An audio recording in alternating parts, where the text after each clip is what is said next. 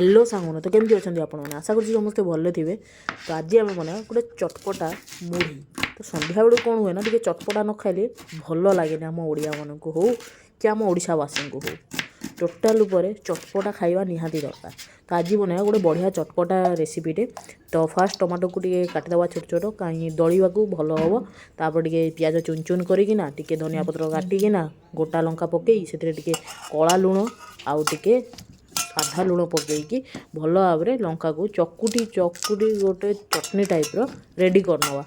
तापर चटनी रेडी कर सारापर आमर एटा कहते देसी मिक्सचर माने चटनी मिक्सचर भी कह जाए ऐड कर देकी तापर मुढ़ी टी ऐड करदे भल भाव में गोले सारापर आउ थे से मिक्सचर टी पकई देना भाई गोलेदेव।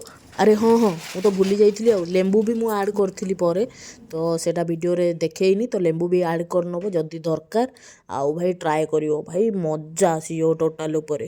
आउ वीडियो भल लगे लाइक कमेंट फॉलो शेयर करने को जमा ही भूलनी। आज ये देखा पुणी गोटे नुआ वीडियो रे रही टाटा बाय बाय।